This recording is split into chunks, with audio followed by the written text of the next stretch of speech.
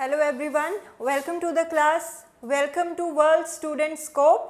My name is Amita Gaur and today we are going to learn about class 7th Civics Chapter 2 Role of the Government in Health. आज हम government का क्या role है health में, health sector में, उसके बारे में पढ़ेंगे। इससे पहले हमने चैप्टर 1 में इक्वालिटी के बारे में पढ़ा था। इक्वालिटी के बहुत सारे अलग अलग डायमेंशंस देखे, तो आज हम प्रोसीड करते हुए हेल्थ केयर के बारे में पढ़ेंगे।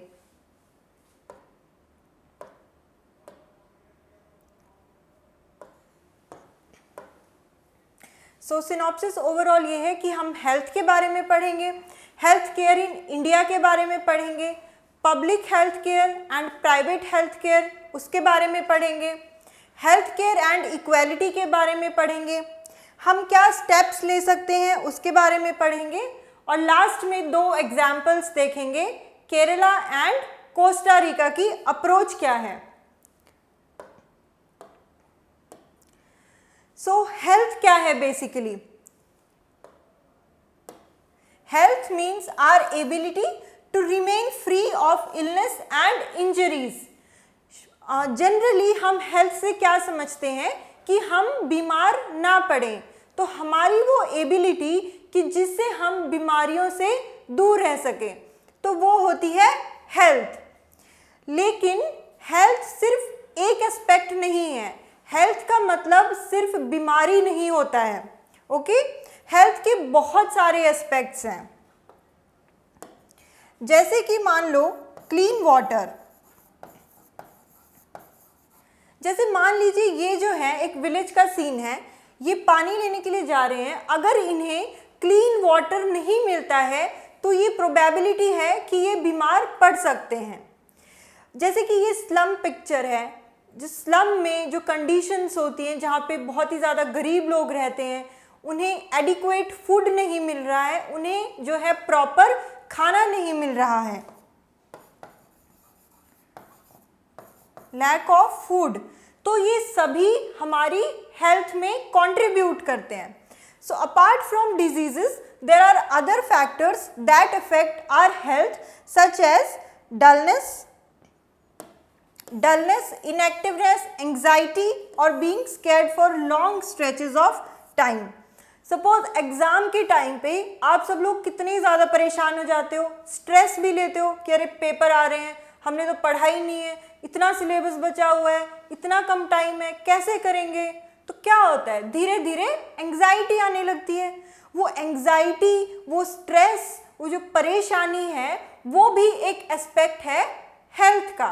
कौन सी हेल्थ का? मेंटल हेल्थ का। तो ये हमने बात की फिजिकल हेल्थ के बारे में। इसके अलावा एक और एस्पेक्ट है जो कि है मेंटल हेल्थ का।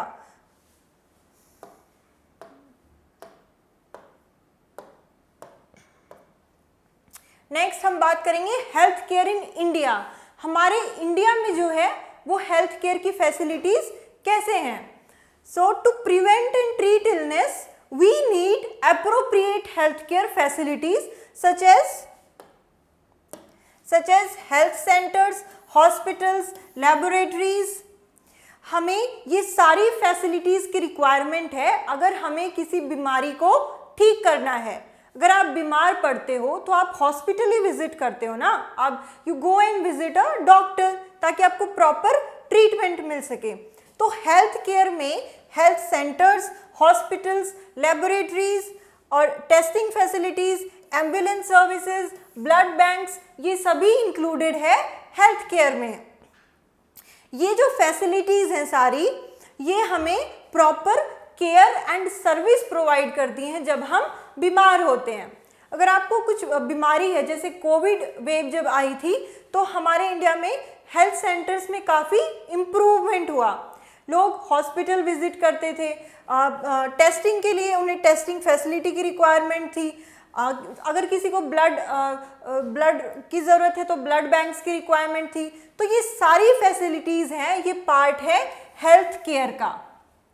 ओके, और अगर हमें हमारे पास हेल्थ सेंटर्स हैं, हॉस्पिटल्स हैं, लेबोरेटरीज हैं, एम्बुलेंस सर्विसेज हैं, ब्लड बैंक्स हैं, तो इनको चलाने के लिए हमें पर्सनल यानी ह्यूमन रिसोर्स की भी ज़रूरत है। तो to run such facilities we need health workers, nurses, qualified doctors and other health professionals. अगर हम एक हॉस्पिटल में विजिट कर रहे हैं और वहाँ कोई डॉक्टर ही ना हो तो आप क्या करोगे? हमने किसी टेस्टिंग, हम मान लो हम एक्सरे कराने जा रहे हैं, किसी टेस्टिंग फैसिलिटी में जा रहे हैं और वहाँ पे जो है आपको डायग्नोस करने के लिए, आपको टेस्ट करने के लिए कोई स्टाफ ही अवेलेबल नहीं है, तो उस सिचुएशन में हम क्या करेंगे? हमें प्रॉपर केयर एंड सर्विस तो मिली ही नहीं। तो इसलिए हमने बोला कि इन सभी के लिए, इन सभी को रन करने के लिए, प्रॉपरली मैनेज करने के लिए हमें हेल्थ वर्कर्स चाहिए, नर्सेज चाहिए, डॉक्टर्स चाहिए एंड हेल्थ प्रोफेशनल्स चाहिए, जो कि हमारी बीमारी को डायग्नोस कर सके और ट्रीटमेंट प्रोवाइड कर सके। We also need medicines and equipment. सबसे पहले मान लो हम हॉस्पिटल गए तो हमें हॉस्पिटल की बिल्डिंग चाहिए, ये वाला पॉइंट। उसके बाद हॉस्पिटल में गए तो हमें डॉक्टर चाहिए, नर्स चाहिए। उसके बाद जब उन्होंने ट्रीटमेंट प्रिस्क्राइब किया तो हमें क्या चाहिए? दवाइयाँ चाहिए। और अगर कोई टेस्टिंग करनी है तो इक्विपमेंट्स चाहिए। So these are necessary for treating the patients. तो ये सारा कुछ मिलकर हेल्थ केयर बनाता है। सो नेक्स्ट हम बात करेंगे पब्लिक हेल्थ केयर सिस्टम के बारे में। India has a large number of doctors, clinics and hospitals. Large number से क्या मतलब है? कितने हॉस्पिटल्स? तो ऑफिशियल जो डेटा है इंडिया का, अप्रॉक्सीमेटली हम कह सकते हैं कि 38,000 हॉस्पिटल्स हैं इंडिया में। तो हमारे पास इतने हॉस्पिटल्स हैं इंडिया में। ये जो लार्ज नंबर ऑफ डॉक्टर्स हैं, एंड डॉक्टर्स कितने हैं? तो पर ईयर अप्रॉक्सीमेटली 50,000। ये कुछ डाटा है कि हमारे पास जो टोटल हॉस्पिटल्स हैं इंडिया में, दीज आर अराउंड 38,000। तो ये बहुत ज़्यादा इम्प्रूवमेंट हुआ है। लगभग ईयर अगर हम 2000 की बात करें तो हमारे पास कुछ 11,000 ही हॉस्पिटल्स थे। तो देखो जंप कितना हुआ है। सो हॉस्पिटल्स बड़े हैं, पर ईयर 50,000 डॉक्टर्स क्वालिफाई करते हैं। सो पब्लिक हेल्थ केयर क्या बनाता है कि it is a system of hospitals and health centres run by the government. ये एक इम्पॉर्टेंट फ्रेज है यहाँ पे, क्योंकि हमने पब्लिक हेल्थ केयर की बात की है, तो हम कहेंगे कि वो सिस्टम ऑफ हॉस्पिटल या फिर वो हेल्थ केयर सेंटर्स जो कि गवर्नमेंट रन करती है, उनको हम बोलते हैं पब्लिक हेल्थ केयर सिस्टम, जो कि डायरेक्टली रन बाय गवर्नमेंट होते हैं। It has the ability to look after the health of a large section of its population scattered over hundreds of thousands of villages। बहुत सारे villages में जैसे primary health care centres होते हैं और जैसे सिटीज़ में बड़े बड़े गवर्नमेंट हॉस्पिटल्स होते हैं, तो उनमें बहुत ज़्यादा लार्ज प्रोपोर्शन में जो है पॉपुलेशन आती है अपना ट्रीटमेंट लेने के लिए। लेकिन even after having public health care systems, the government is not able to provide proper health care facilities to people। इसका मतलब ये है कि इतनी ज़्यादा फैसिलिटी होने के बाद भी सभी लोगों को प्रॉपर सर्विसेज नहीं मिल रही हैं। इसका एक एग्जाम्पल देखते हैं। जैसे हमने बात की कि इंडिया में इतने सारे हॉस्पिटल्स हैं और पर ईयर 50,000 डॉक्टर्स जो हैं क्वालिफाई करते हैं। तो आपको क्या लगता है कि जो 38,000 हॉस्पिटल्स हैं, इनमें ज़्यादा हॉस्पिटल्स सिटीज़ में होंगे या गांव में? The answer to this question is obviously कि जो हॉस्पिटल्स हैं मैक्सिमम वो सिटीज़ में हैं, अर्बन सेटलमेंट्स में हैं। जो गांव के लोग हैं उनको ट्रैवल करना पड़ता है शहर तक, ताकि वो गवर्नमेंट हॉस्पिटल में अपना चेकअप करा सकें। तो in spite of such a large number of hospitals and doctors, but ये जो होते हैं ये अर्बन सेटलमेंट्स में होते हैं। रूरल जो पॉपुलेशन है उनको शहर आना पड़ता है इलाज के लिए। ऑल्दो वहाँ पे जो प्राइमरी हेल्थ सेंटर्स हैं, डॉक्टर्स होते हैं, लेकिन अगर कोई स्पेशलाइज्ड ट्रीटमेंट है तो उनको शहर में आना पड़ता है अपने इलाज के लिए। तो इसलिए हमने बोला कि still it is not able to provide proper health care facilities to people. जैसे इंडिया में टीबी से, मलेरिया से, इतनी सारी डिजीज़ से जो लोग मरते हैं पर ईयर, उनका स्टैटिस्टिक्स बहुत ज़्यादा है। तो उसको कंट्रोल करना ये रिस्पॉन्सिबिलिटी भी किसकी है? गवर्नमेंट की रिस्पॉन्सिबिलिटी है। Although people have a lot of contribution in this, लेकिन प्राइमरी जो रिस्पॉन्सिबिलिटी है वो गवर्नमेंट की है। और जैसे कि हमें पता है कि जो कम्युनिकेबल डिजीज़ हैं,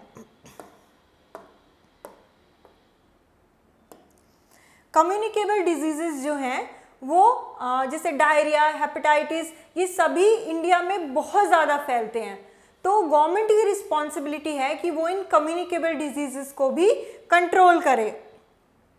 और जैसे इंडिया में रिपोर्ट्स अभी जो पब्लिश हुई, global hunger index and poverty index, तो ये जो रिपोर्ट्स हैं इनका ये कहना है कि इंडिया में इतनी ज़्यादा गरीबी है बाकी वर्ल्ड में जो कंट्रीज़ हैं उनके मुकाबले।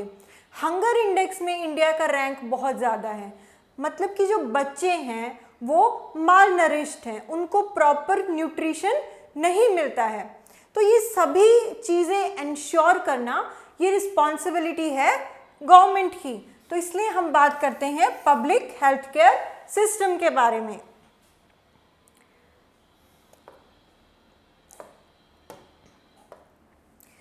नेक्स्ट हमने बात की कि ये दो कैटेगरीज में डिवाइडेड है हेल्थ केयर। हेल्थ केयर जो है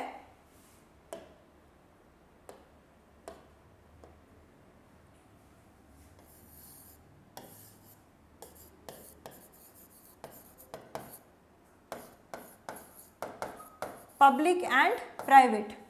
एक एग्जाम्पल से समझेंगे। दो दोस्त हैं, अमन एंड रंजन, दोनों ही बहुत लंबे टाइम बाद जो है स्कूल में एक साथ मिले। तो अमन ने पूछा रंजन से कि तुम कहाँ थे इतने दिन से। रंजन ने भी सेम यही पूछा। तो अमन कहने लगा रंजन से कि तुम इतने दिन से मिले नहीं मुझे, तो क्या बात थी। तो रंजन ने रिप्लाई किया कि मैं बीमार था। रंजन जो है वो एक रिच फैमिली से बिलोंग करता है, अमन एक पुअर फैमिली से बिलोंग करता है।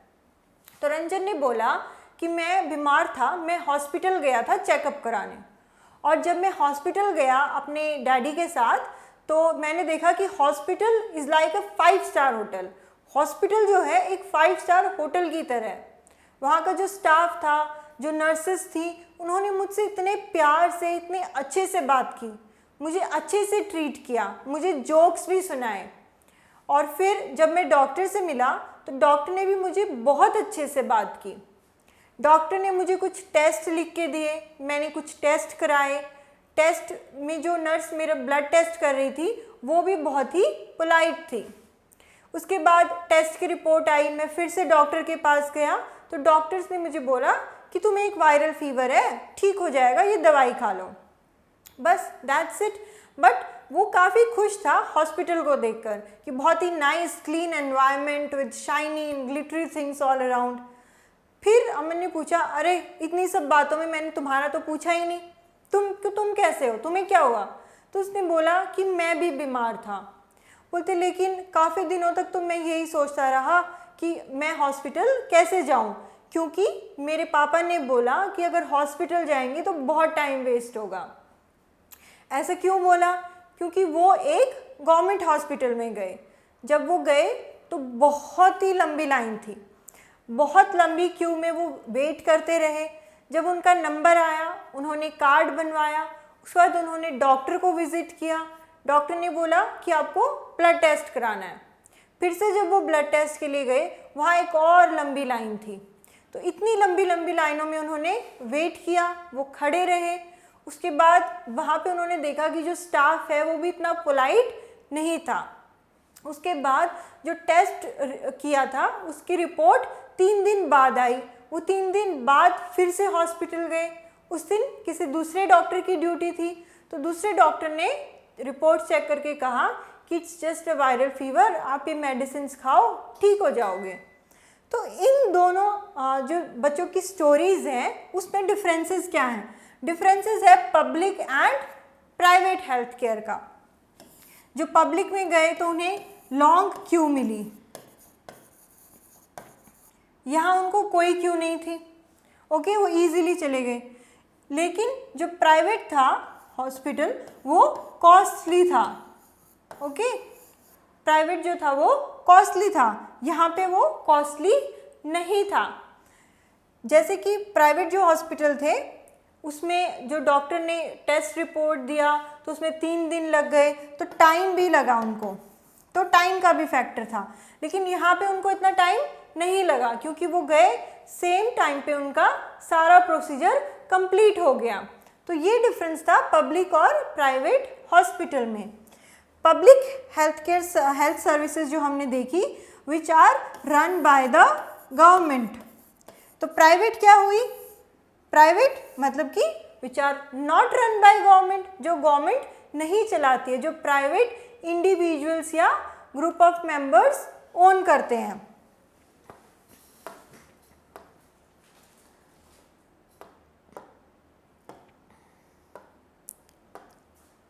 नेक्स्ट अगर हम ये देखें, पब्लिक हेल्थ सर्विसेज जो हैं, it is a chain of health centres and hospitals which is run by government. Chain of health centres and hospitals जो कि गवर्नमेंट रन करती है। They are linked together so that they cover both rural and urban areas. Government की responsibility ये है कि दोनों ही गांव और शहर दोनों कवर हों, ये पूरी रिस्पॉन्सिबिलिटी गवर्नमेंट की है। At the village level there are health centres. Village पे एक किसी गांव में जो हेल्थ सेंटर होता है वहाँ पे एक नर्स होती है यूजुअली, और एक कोई गांव का ही हेल्थ वर्कर होता है। तो ये होता है किसी एक गांव में। बहुत सारे गांवों को मिलाकर एक क्लस्टर जो होता है उसको हम बोलते हैं प्राइमरी हेल्थ सेंटर। सो ये जो नर्स और हेल्थ वर्कर हैं इनको ट्रेनिंग दी जाती है कि जो बेसिक इलनेस है उसको ये ट्रीट कर सकें, और ये किसके नीचे काम करते हैं? Supervision of doctors. तो हम इसको ऐसे समझ सकते हैं कि मान लीजिए कि एक पीएचसी है। पीएचसी क्या है? Primary health centre. एक पीएचसी के अंदर मान लो बहुत सारे विलेजेस आते हैं, ठीक है, इसके अंदर बहुत सारे विलेजेस आते हैं। इस एक विलेज में एक नर्स और एक विलेज का हेल्थ वर्कर है, और ये सब इसके अंदर कंट्रोल में रहते हैं। ओके, सो इस तरह से जो है रूरल लेवल पे पब्लिक हेल्थ सर्विसेज होती हैं। एक और यहाँ पे स्टोरी देखेंगे, स्टोरी ऑफ हकीम शेख। हकीम शेख जो है एक मजदूर था, एग्रीकल्चरल लेबरर था वेस्ट बंगाल में। वन इवनिंग, एक दिन की बात है 1992 में, वो एक्सीडेंटली ट्रेन से गिर गया और उसको बहुत सारी चोटें आई। वो काफ़ी क्रिटिकल सिचुएशन में था, तो उसको एक गवर्नमेंट हॉस्पिटल में लेके गए कोलकाता में, लेकिन वहाँ पे हॉस्पिटल ने उसको एडमिट करने से मना कर दिया। गवर्नमेंट हॉस्पिटल ने उसको एडमिट करने से मना कर दिया और उन्होंने कहा कि हमारे पास एक एक्स्ट्रा बेड नहीं है इस पेशेंट के लिए। वो दूसरे हॉस्पिटल में गए, दूसरे हॉस्पिटल ने बोला कि हमारे पास फैसिलिटी नहीं है कि हम इस पेशेंट को ट्रीट कर सकें। तो इस तरह से हकीम को लगभग 8 हॉस्पिटल्स में ले जाया गया, 8 हॉस्पिटल्स, 8 गवर्नमेंट हॉस्पिटल्स, लेकिन कहीं ना कहीं किसी वजह से उसका ट्रीटमेंट रिफ्यूज़ कर दिया। फाइनली उसको एक प्राइवेट हॉस्पिटल में एडमिट कराया जहाँ पे कि उसको ट्रीटमेंट मिला। उसने बहुत सारा पैसा भी खर्च किया, क्योंकि जैसे हमने देखा कि प्राइवेट हॉस्पिटल है तो पैसे भी ज़्यादा लगेंगे, कॉस्टली भी होगा। और वो काफ़ी परेशान था इस बात से, काफ़ी गुस्सा भी था कि इतने सारे गवर्नमेंट हॉस्पिटल्स में जाने के बाद भी उसको ट्रीटमेंट नहीं मिला, रिफ्यूज़ कर दिया। तो उसने क्या किया, एक केस फाइल किया कोर्ट में। कोर्ट का जजमेंट क्या कहता है? कोर्ट का जजमेंट ये कहता है कि हमारे पास जो आर्टिकल 21 है,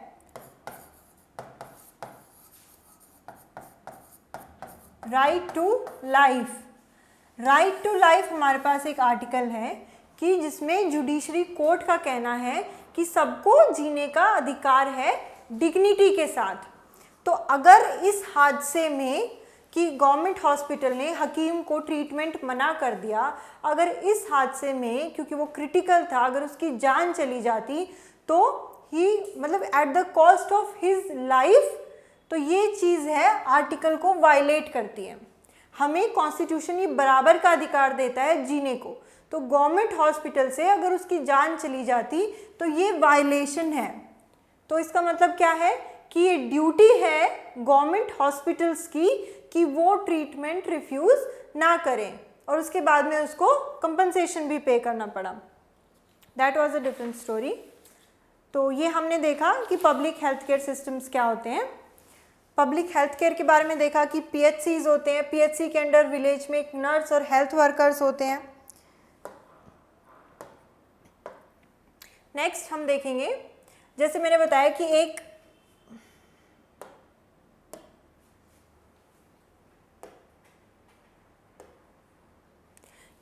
PHC में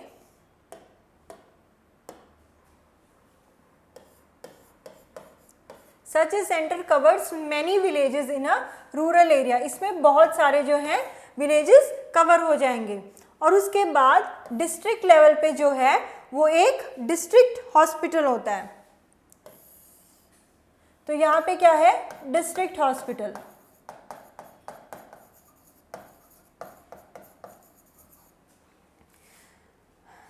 एंड लार्ज सिटीज़ में क्या है कि they have many government hospitals and also specialised government hospitals.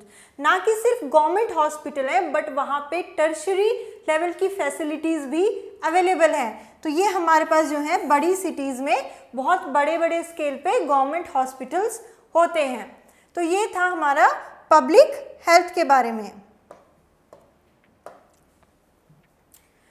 अब the health service is called public for many reasons. इस हेल्थ सर्विस को पब्लिक सर्विस बोलने के बहुत सारे रीजन्स हैं। क्या? सबसे पहला रीजन तो यही है कि ये गवर्नमेंट ने एस्टैब्लिश किया है, रन बाय गवर्नमेंट है, इसलिए पब्लिक है। पब्लिक है मतलब अवेलेबल टू ऑल है, सभी के लिए, for everyone. The medical facilities are provided at a low cost। बहुत ही कम अफोर्डेबल कॉस्ट पे यहाँ पे ट्रीटमेंट होता है, ताकि सभी लोग, जो गरीब लोग हैं, वो भी इक्वली एक्सेस कर पाएँ, so that poor can also seek treatment. अगर कोई गरीब किसी प्राइवेट हॉस्पिटल में जाएगा तो वहाँ की डॉक्टर की फ़ी, ट्रीटमेंट की फ़ी, टेस्टिंग की फ़ी इतनी ज़्यादा होती है कि वो अफोर्ड नहीं कर सकता है। तो इसलिए जो है ये पब्लिक हैं, क्योंकि गवर्नमेंट ने एस्टैब्लिश किए हैं एंड यहाँ पे कम कॉस्ट में ट्रीटमेंट अवेलेबल होता है। The function of public health service is to take action to prevent the spread of diseases.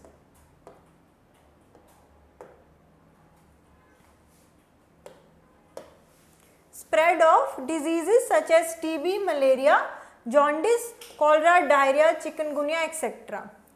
जो पब्लिक हेल्थ सर्विसेज हैं, यानी गवर्नमेंट के जो हॉस्पिटल्स हैं, उनकी ये रिस्पॉन्सिबिलिटी है कि वो एक्शन लें, ताकि जैसे TB, malaria, jaundice, diarrhoea, hepatitis, ऐसी बीमारियां कम हो सकें।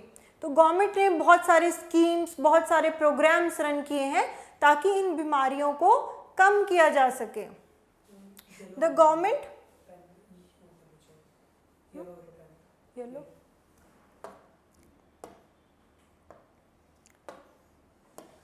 The government must safeguard the right to life of every person. जो हमने एग्जाम्पल देखा था हकीम का, उसमें उसके राइट टू लाइफ के साथ वायलेशन हुआ क्योंकि उसको ट्रीटमेंट नहीं दिया गया प्रॉपर गवर्नमेंट हॉस्पिटल्स ने। तो इसलिए ये गवर्नमेंट ही रिस्पॉन्सिबिलिटी है कि वो सेफ गार्ड करे कि हर एक के पास राइट टू लाइफ हो। According to our constitution, it is the primary duty of the government to ensure the welfare of the people and provide health care facilities to all. सभी को proper जो है हेल्थ केयर फैसिलिटीज़ प्रोवाइड करना ये government की duty है।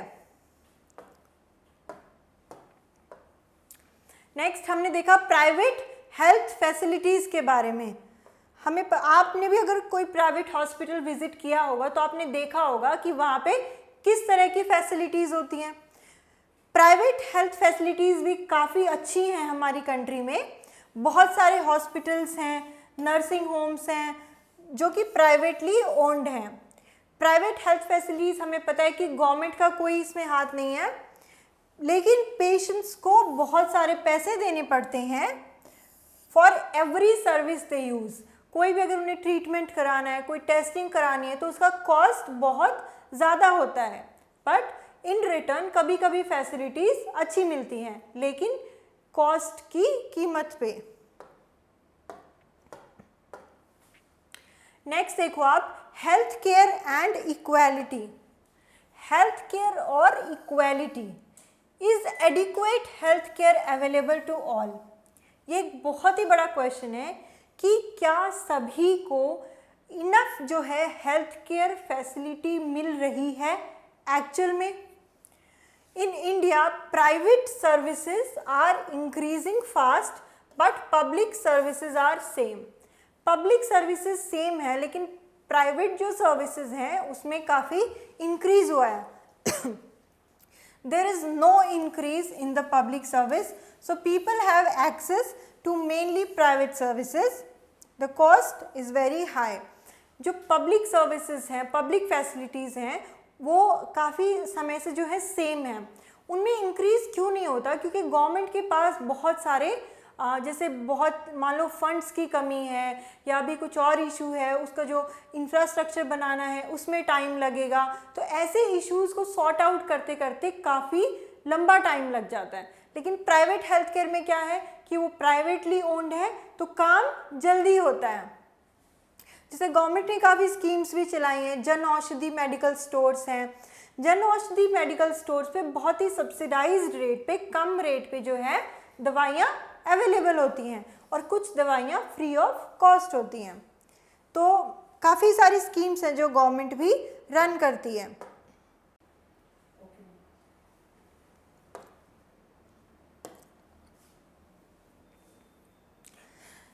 जैसे मानो कि कोई पुअर फैमिली है, पुअर फैमिली में अगर कोई बीमार होता है तो उनको हॉस्पिटल जाने का खर्चा, उनको स्ट्रेस होगा। ओके, पुअर अगर बीमार हुआ उनको स्ट्रेस होगा, उनका पैसा भी जाएगा, सिचुएशन और ज़्यादा वर्स हो जाएगी।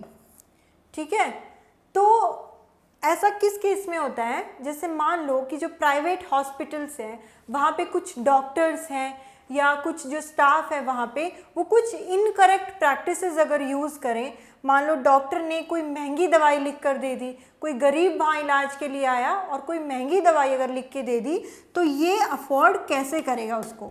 It is a question. So some private services encourage incorrect practices to earn more money. ज़्यादा पैसे कमाने के चक्कर में कुछ जगहों पे इनकरेक्ट प्रैक्टिसेस का यूज़ होता है। लेकिन मिडिल क्लास फैमिली के लिए जो मेडिकल एक्सपेंसेस हैं ये हार्डशिप हो गई। मान लो कोई पुअर है या लोअर मिडिल क्लास फैमिली से है, बीमार हुआ, पैसे भी जाएंगे, मनी प्लस स्ट्रेस भी आएगा, तो ये सारी हार्डशिप्स उनको फेस करनी पड़ती हैं। The expense on illness make their situation even worse. तो इस तरह की जो है कुछ इनकरेक्ट प्रैक्टिसेस भी होती हैं।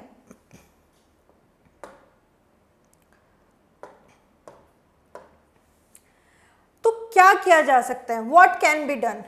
It is the responsibility of the government to provide quality healthcare services to all its citizens, especially the poor and disadvantaged. Government की ये रिस्पॉन्सिबिलिटी है कि वो सभी को हेल्थ केयर, अच्छी हेल्थ फैसिलिटीज़ प्रोवाइड करे, स्पेशली अगर पुअर और जो डिसएडवांटेज, जो वल्नरेबल सेक्शंस हैं, उनके लिए कुछ अच्छी अच्छी स्कीम्स निकाले ताकि उनको बेटर हेल्थ मिल सके। जैसे जो आयुष्मान भारत कैंपेन है गवर्नमेंट का, वो काफ़ी अच्छा काम कर रहा है। जो काफ़ी सारी स्कीम्स चलाई हैं गवर्नमेंट ने, वो काफ़ी हद तक इन चीज़ों को इम्प्रूव कर रहे हैं। जैसे सस्टेनेबल डेवलपमेंट की अगर हम बात करें तो इसमें गोल 3 है, ये कहता है good health and well being. ये बहुत इंपॉर्टेंट है goal. Ensure healthy lives and promote well being for all at all ages. सभी का हेल्दी लाइफ एंश्योर करना और सभी का वेलबींग प्रमोट करना, तो ये किसकी रिस्पॉन्सिबिलिटी है? गवर्नमेंट की। एंड गवर्नमेंट इसमें काफ़ी सारे स्टेप्स ले रही है, जिसका एक बहुत अच्छा एग्जाम्पल है आयुष्मान भारत स्कीम। एंड जो जन औषधि हमने देखा, तो ये काफ़ी सारी चीज़ें हैं जिनसे कंडीशन इम्प्रूव हो रही है। It is important to work on public health facilities as well as basic amenities in order to improve the health situation of our people. तो इसके लिए हम 2 एग्जाम्पल्स देखेंगे इसको समझने के लिए। पहला एग्जाम्पल है केरला का। केरला हमें पता है कि हम मैप में अगर मार्क करें तो ये जो है ये केरला का पोर्शन है। 1996 में Kerala government allocated 40% of the total Kerala budget to the panchayats. आपको पता है कि स्टेट गवर्नमेंट है, स्टेट गवर्नमेंट को रेवेन्यू एलोकेट करना होता है पंचायत्स को। पंचायत्स हमें पता है कि विलेज लेवल पे पंचायत्स, जैसे ग्राम पंचायत्स हैं, हमें ये पता है कि सबसे पहले जो है विलेज में सपोज ग्राम पंचायत है, उसके ऊपर जो है पंचायत समिति आती है, उसके ऊपर ज़िला परिषद है। तो ये जो है ये पंचायती राज का आर्किटेक्चर है। तो इससे हम यहाँ आते हैं पंचायत में। स्टेट गवर्नमेंट को फंड्स एलोकेट करने होते हैं पंचायत्स को, ताकि वो अच्छे से काम कर पाएँ। लेकिन सारी स्टेट गवर्नमेंट्स ऐसा नहीं करती हैं। पैसे देना किसको अच्छा लगता है, लेकिन यहाँ उल्टा हुआ कि केरला में 1996 में केरला गवर्नमेंट ने 40% जो उनका बजट था वो पंचायत्स को एलोकेट कर दिया। This made it possible for a village to make sure that proper planning was done for water, food, women's development and education.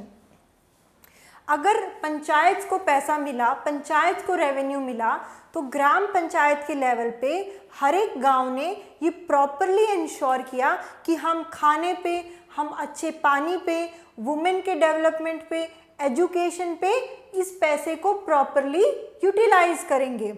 Health जो सेंटर्स हैं वो भी इम्प्रूव हुए। हमें ये पता है कि केरला का लिटरेसी रेट हाईएस्ट है। हेल्थ फैसिलिटीज़ भी वहाँ पे इंडिया के कंपैरिजन में बहुत ही अच्छी हैं। तो ये जो केरला का एक्सपीरियंस था, ये हमें सिखाता है अगर हम प्रॉपर फंड्स एलोकेट करें विलेज पंचायत्स या रूट लेवल्स पे, तो प्रॉपर प्लानिंग हो सकती है और उससे हमें प्रॉपर पानी, खाना, डेवलपमेंट, एजुकेशन, हेल्थ, इन सब पे प्रॉपरली फोकस किया जा सकता है। नेक्स्ट एग्जाम्पल अगर हम देखें तो वो है कोस्टा रिका का। कोस्टा रिका को आप वर्ल्ड मैप में लोकेट करना। कोस्टा रिका जो है ये एक बहुत ही one of the healthiest countries है सेंट्रल अमेरिका में, one of the healthiest country. कैसे बना ये हेल्दी कंट्री? बहुत साल पहले जो कोस्टा रिका था उसने एक डिसीजन लिया कि हम आर्मी ही नहीं रखेंगे, हमारी कंट्री में आर्मी ही नहीं होगी। आर्मी नहीं होगी इसका मतलब क्या कि जो आर्मी पे पैसे खर्च करने थे वो पैसे बच जाएंगे, तो वो पैसे हम यूज़ करेंगे health, education and other basic needs of the people. तो कोस्टा रिका गवर्नमेंट ने आर्मी को हटाकर, आर्मी ये डिसाइड किया कि हम आर्मी नहीं रखेंगे, एंड इससे क्या हुआ कि जो पैसे थे उन्होंने आर्मी की बजाय हेल्थ पे, एजुकेशन पे और बाकी बेसिक जो ज़रूरतें हैं लोगों की उस पे खर्च किए। तो कोस्टा रिका गवर्नमेंट जो है provides basic services and amenities to all the Costa, जो वहाँ के लोग हैं उन सभी को बेसिक एमिनिटीज़ जो है उनकी गवर्नमेंट प्रोवाइड करती है। तो ये एक और अच्छा अप्रोच था। हमने केरला का एक्सपीरियंस देखा एंड हमने कोस्टा रिका की अप्रोच देखी। तो आज की क्लास में इतना ही। हमने public health care, private health care, हम क्या कर सकते हैं, गवर्नमेंट का क्या रोल है, इस सब के बारे में हमने आज पढ़ा। So will meet in the next lecture. Thank you.